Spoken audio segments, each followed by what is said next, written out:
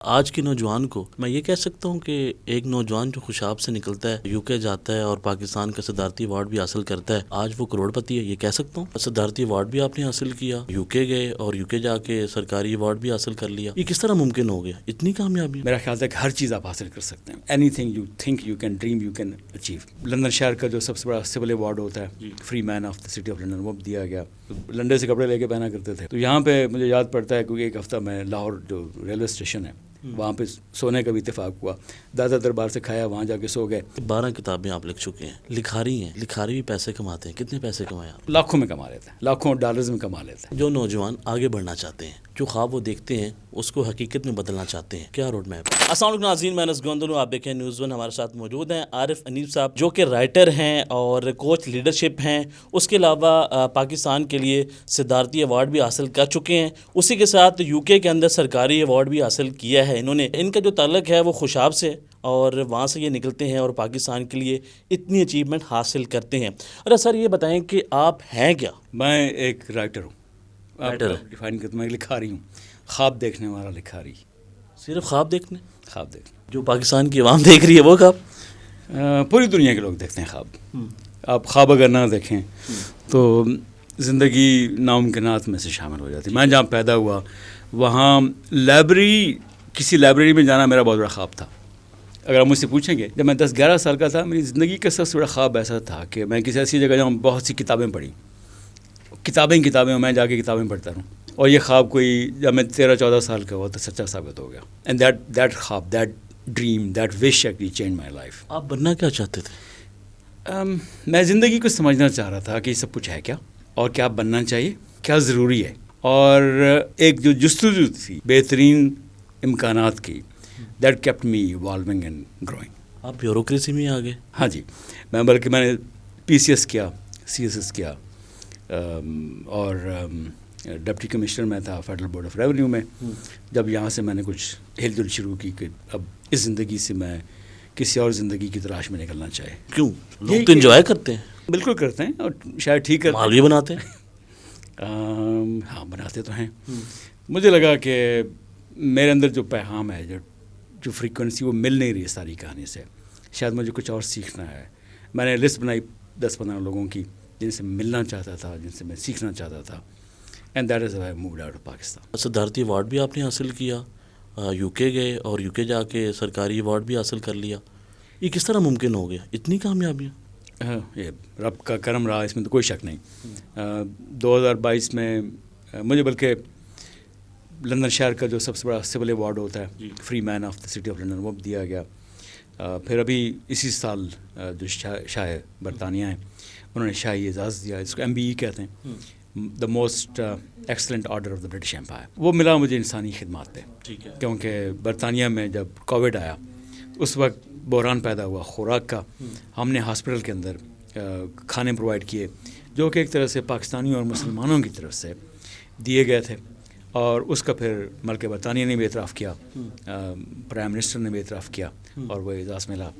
یہاں پر صدر پاکستان کی طرف سے جو اعزاز ملا اس کے پیچھے مینلی اوورسیز پاکستانیز کی جو خدمات تھیں کچھ اس حوالے سے دیا گیا۔ اچھا، مجھے بتائیں کہ آپ اوورسیز پاکستانیوں کے لیے کافی آواز بلند کرتے رہے ہیں، تو مجھے بتائیں کہ کس حد تک آپ کامیاب ہوئے ان کے حق میں کام کروانے کے لیے، اور کروا پائے یا نہیں کروا پائے؟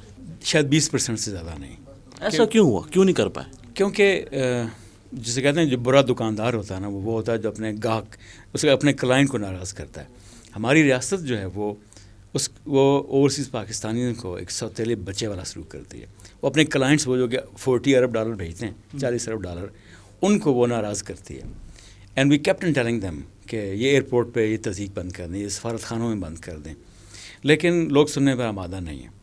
جس $1 ارب کے لیے وہ ادھر رکوع یا ادھر سجود کرتے ہیں۔ پاکستان کے اندر ایک ایسی حکومت بھی رہ چکی ہے جنہوں نے کہا کہ اوورسیز پاکستانی جو ہیں وہ پاکستان کا سب سے بڑا مسئلہ ہے، جو کہ وہاں بیٹھ کے پاکستانی کو گالیاں نکالتے ہیں۔ گالیاں ابھی کا فنومینا ہے۔ لوگ آپ سے پیار کرتے ہیں، پیار میں جب آپ کے ساتھ دھوکہ ہو جائے تو گالیاں بھی دیتے ہیں، ٹھیک ہے، تو یہ ایسے ملتی جلتی سچویشن ہے۔ لیکن اوورسیز پاکستانی کہیں بھی جاتا ہے، میں وہاں موجود ہوں، میں برطانیہ کا پاسپورٹ لے لوں، میں امریکی پاسپورٹ لے لوں، میں رہوں گا بہرحال پاکستانی امریکن، میں رہوں گا برٹش پاکستانی، میں رہوں گا پاکستانی۔ ایگزیکٹلی، وہ اسے کہتے ہیں کہ جو چیتا ہے نا، وہ اپنے جو دھاریاں ہیں ان کو چینج نہیں کر سکتا. تو دے نو دس.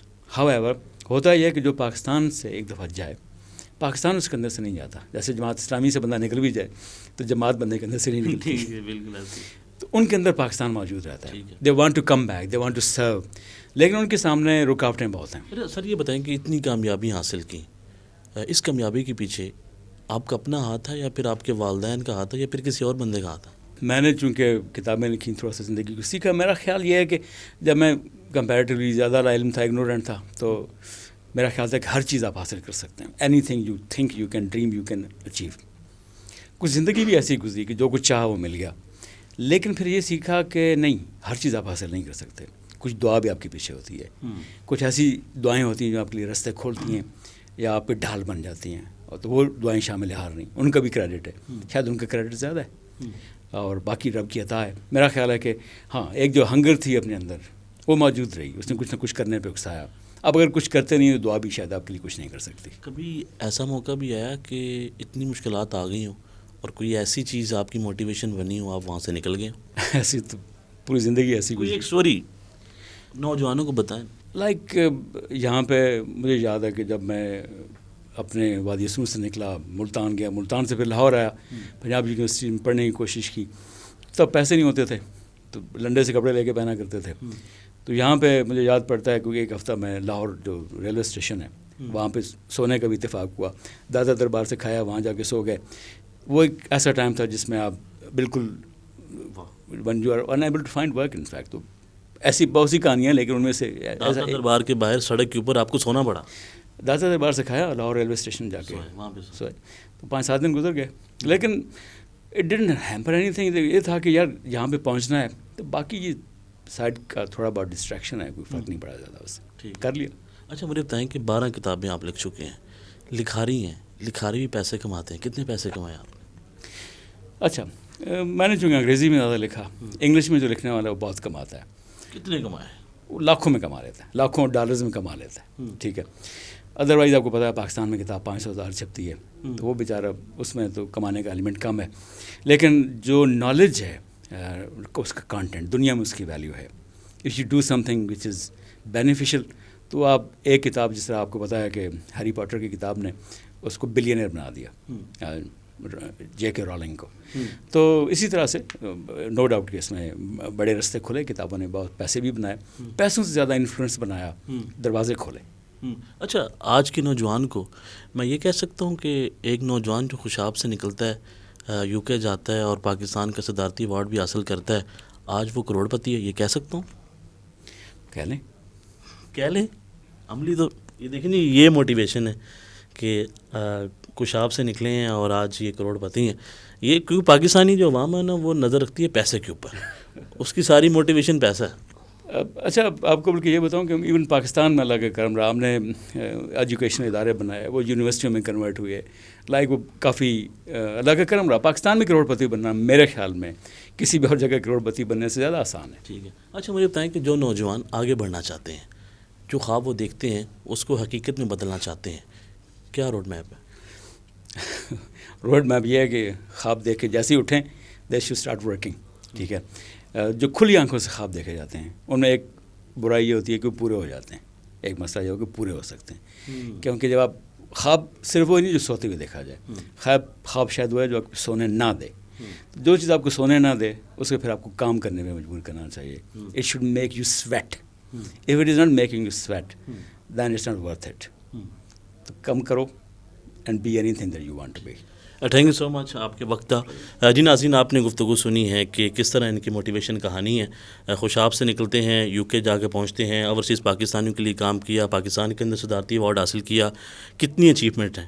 آپ نے سٹوری دیکھی ہے, آپ کمنٹ کریں اور آپ بھی خواب دیکھیں. انہوں نے کہا کہ جو آپ آنکھیں کھول کے دیکھتے ہیں وہ خواب حقیقت میں بدل سکتے ہیں, تو آپ بھی بدل سکتے ہیں. دیکھتے ہیں نیوز 1. اللہ حافظ.